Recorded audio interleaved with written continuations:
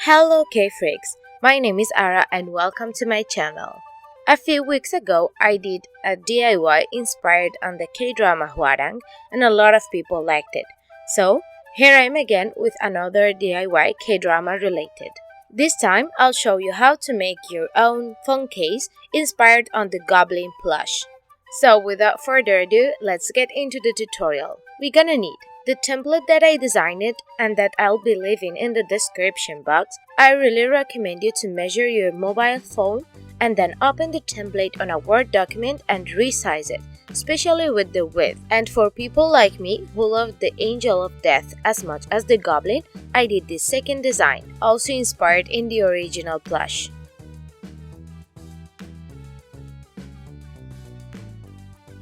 We're also gonna be needing foam on different colors, especially the colors of the plush. But if you can't find like a specific color, you can always change and be creative. Don't worry, you can make your own version. Also, any glue that can work with porous materials, specifically the super glue or hot silicone.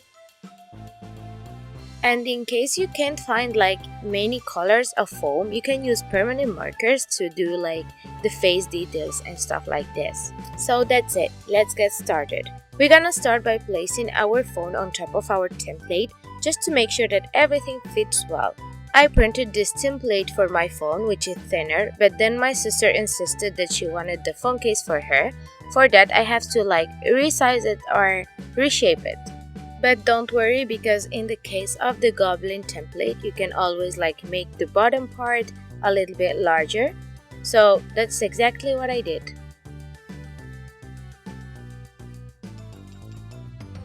And once you have it, it's time to cut all the Goblin shape. Be very patient and do it slowly so you can keep the shape as close as possible to the original one. And once you have it, it's time to trace it in the base color of the foam. You just have to place the template on top and then outline it with a pencil or a pen.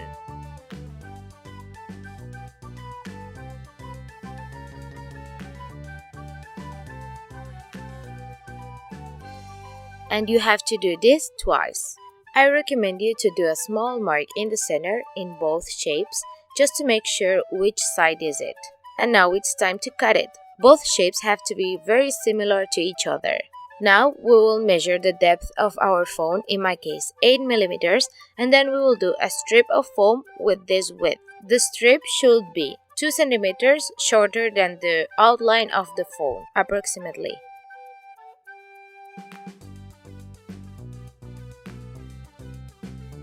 And once you have it, it's time to glue the ends together.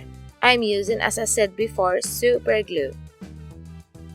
Also, don't forget to add a small part of foam to the inside of the union just to make it thicker and stronger.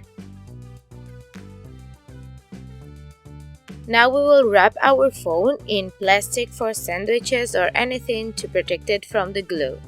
Now we will take one of our Goblin shapes with the mark side looking up, and then we will turn upside down our phone and put glue all over the strip.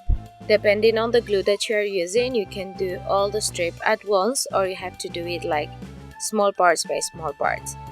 Then once you have finished, you just have to place the phone just in the center of the shape of the Goblin shape and press hard until it's completely dry. Now we will need foam strips, and this time again they are 8 mm wide, and we will use this to fill the shape of the Goblin. But we have to leave about 1 mm all around the Goblin shape. I don't know if I'm explaining myself well, but I did here a close shot so you can see what I'm doing. And also, the foam that you'll be using right now doesn't matter the color, because the color won't show outside. I hope that you got the idea, and you should end up with something like this. Now we will need another strip of foam with the same measurements, but this time is the strip that will be showing outside, because we're gonna be outlining all the Goblin with this strip.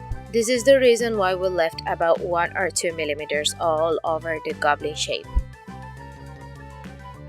Try to make it as neat as possible. Don't put much glue and try to adjust it to the original shape so it will look professional.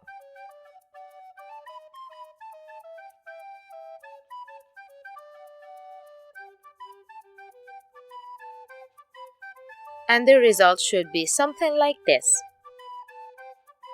Now we have to place the front shape of the goblin, but for that we need to make like the hole where the mobile will be. So for that, here I'm using a marker that is kind of liquidy, and what I'm doing is tracing all the shape of the mobile, just where the foam is. Then I'm placing the second shape and pressing a little bit hard. It will not show like all the shape exactly, but you will know more or less where the mobile is, and then you can work with that. Now you have to make like a shape that is similar to your mobile but a little bit smaller, about half centimeter smaller from each side. And then you will cut it. The cutting is the main part of the foam for me. If you do it neat and very smooth, you will have a better result. So as you can see, I have my shape done and ready. Now it's time to glue it.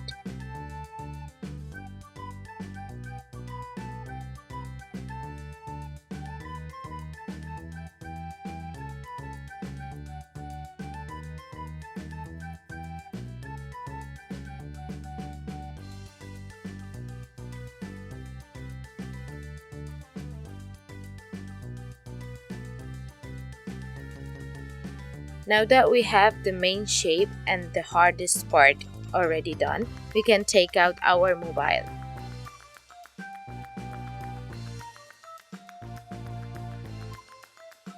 If you press hard while the mobile is still inside the case, you can just mark where the camera is and then you can cut it. If you want, you can skip the camera part, but as my sister is using this for real, she needed the camera. Now it's time to cut all the pieces. We will do the same method with all the parts of the face. Here I'm starting with the main face, and what I'm doing is just outlining with a pencil very carefully, and what I'll do is just flip the template and then press hard so it will transfer to the foam. You may not see it, but yeah, it's there. Again, mark the side just to make sure that is the back side of your foam. And you have to do this with all the pieces of the face. I recommend you to, while you are cutting, like place all the pieces on top of the phone case. And once you're happy with them, it's time to glue them in place. Be very careful with this part because once you glue something, you can like fix it. For the eyebrows, eyes, cheeks, and the mouth, I really recommend you to place them on top. Make sure where you want them and then start gluing them. And that's it. You can varnish it or put some clear nail polish on top just to make sure that it will stay clean. But the foam is a surface that is very easy to clean just with a baby wipe or something like this, so I'm not doing this. Again, I did the whole of the camera just following the original one that I had made.